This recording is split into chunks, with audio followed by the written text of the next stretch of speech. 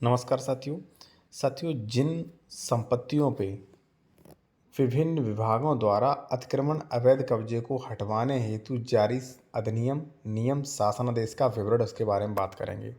देखिए, यदि आपके क्षेत्र में किसी व्यक्ति ने सरकारी ज़मीनों पे कब्जा कर रखा है या निजी ज़मीनों पे कब्जा कर रखा है या आरक्षित ज़मीनों पे कब्जा कर रहा है, तो ऐसे को उसे 100% हटवाने व उसके संबंध में शासनादेश के बारे में जानकारी मिलेगी।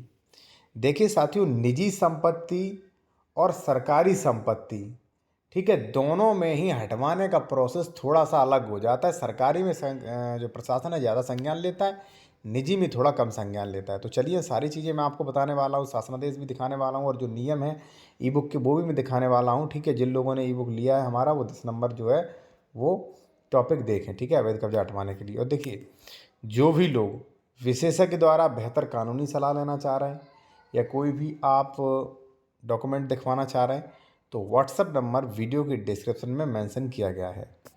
साथियों, सबसे पहले थोड़ा सा आप नोट्स पढ़ लीजिए, ठीक है, थोड़ा नोट्स देख लीजिए, ठीक है। और जो भी लोग मान लीजिए बेहतर कानून की जानकारी लेना चाहते हैं, वो ये कोड ड्राफ्टिंग नियम ई बुक देख सकते हैं। इसमें कई चीज़ें मिल जाती हैं, स्टे कैसे लगाएं, अवैध निर्माण कैसे हटवाएं, दाखिल खारिज कैसे कैंसिल करवाएं, रजिस्ट्री कैंसिल कैसे करवाएं, सभी सरकारी ज़मीन से कब्जा कैसे हटवाएं, सीमांकन संशोधन, सूट फॉर डिक्लेरेशन, ठीक है, कैविएट, कौन सा केस किस में चलेगा, मकान बंटवारा, वसीयत, प्रोविट, भरण पोषण, मेंटेनेंस, 145 सीआरपीसी का नोटिस, ठीक है ना। ये सारी कार्रवाइयाँ आपको मिल जाती हैं।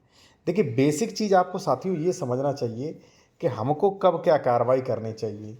जैसे मान लीजिए तत्काल विवाद हो रहा है तो 164 165 है उसके लिए, ठीक है। अगर किसी ने कब्जा कर रखा है अन्य व्यक्ति ने भूमि पर, ठीक है, तो 134 है बेदखली, मान लीजिए कई सालों से कर रखा है। सह खातेदारक विवाद कर रहे हैं तो 116 17 है। पड़ोसी सह खातेदारक विवाद कर रहा है तो 24 है, ठीक है। और अगर मान लीजिए किसी ने सरकारी ज़मीन पे कब्जा कर रखा है ग्राम सभा वगैरह की पे, तो धारा उसके 67 है, ठीक है। तो मैंने आपको बताया और आपने समझा कि भाई अगर किसी ने कब्जा किया हुआ है तो हमें कब किस कंडीशन में किस सेक्शन के अंतर्गत कार्रवाई करनी है, सेक्शन जानना बेहद ज़रूरी होता है, ठीक है। और जिन लोगों ने हमारा ई बुक लिया है वो 10 नंबर टॉपिक देखेंगे, उन्हें सब सेक्शन यहाँ पे मिलेंगे, ठीक है। और जिन लोगों ने नहीं लिया तो ले लीजिए, काफ़ी इंपॉर्टेंट है ये। अब सवाल आता है सरकारी ज़मीन का। तो देखिए, सरकारी ज़मीन के संबंध में, ठीक है, धारा 67 कार्रवाई के संबंध में शासनादेश जारी किए गए। ये कई दिनों से शासनादेश जारी किए गए, क्या हैं उनके बारे में बताने वाला हूँ।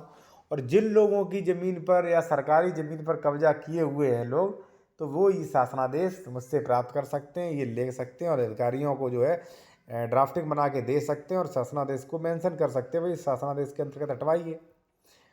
इसमें मेंशन किया गया है, यहाँ पे आप देखें, विभिन्न विभागों द्वारा अतिक्रमण अवैध कब्जा को हटवाने हेतु जारी अधिनियम नियम शासनादेश का विवरण।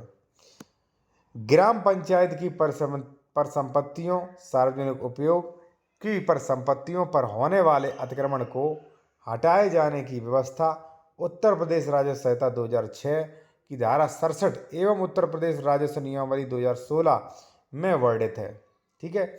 यानी कि जिन पर भी अतिक्रमण किया है किसी ने, सरकारी ज़मीन पे, चक मार्ग पे, ठीक है, खाद के गड्ढों पे, अन्य आरक्षित ज़मीन पर, तो धारा 67 में कार्रवाई की गई है, ठीक है। संपत्ति के अवैध अध्यासन, दुर्विनियोजन के लिए किए गए दंडों के प्रावधान को कठोर करते हुए कलेक्टर द्वारा निर्धारित सर्किल रेट 5% प्रतिवर्ष की दर से अर्थदंड लगाया जाए। यहाँ पे आप देख सकते हैं साथियों, अर्थदंड लगाया जाए, ठीक है, प्रावधान किया गया है।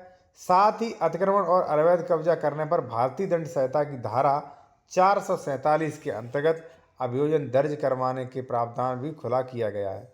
यानी कि कब्जा भी हटवाया जाएगा और ऐसे लोगों पे 447 के अंतर्गत कार्रवाई भी होगी। अब देखिए, कई हमारे पास फ़ोन कॉल्स आते हैं कि सर हम पे धारा 67 की कार्रवाई हो गई। अब 67 की तो कार्रवाई हो गई साहब, हमने करवा भी दिया, लेकिन प्रशासक कुछ वो ही नहीं लेते संज्ञान। तो आप इस शासनादेश का उपयोग कर सकते हैं और इस धारा के अंतर्गत एफआईआर दर्ज करवाने का कह सकते हैं उनसे, ठीक है। मेंशन किया गया, मैं अपने मन से नहीं बोल रहा हूँ, ठीक है। दिशा निर्देश राजस्व परिषद द्वारा समस्त मंडलायुक्त जिला अधिकारी को प्रसारित किए गए हैं, कार्रवाई प्रचलित है। शासनादेश संख्या जो है पूरी यहाँ पे जो है इन्होंने मेंशन किया गया है। तो देखिए साथियों, यदि आपकी निजी ज़मीन है, ठीक है, तो इन धाराओं में, ठीक है, और सरकारी ज़मीन है तो अभी मैंने जो शासनादेश बताया उन धाराओं में आप कार्रवाई करें, और फिर भी कोई फाइल दबाए रखा है, कार्रवाई नहीं होती है, तो शासनादेश लगा के आप शिकायत को आगे सबमिट कर सकते हैं। ठीक है। बाकी मान लीजिए जो भी लोग विशेषज्ञ द्वारा कंसल्टेशन या मान लीजिए ई बुक लेना चाहते हैं, काफ़ी इंपॉर्टेंट ई बुक है, इसमें वो जानकारी मिलेंगी सीनियर वकील भी आपको कभी नहीं देंगे। ठीक है जी।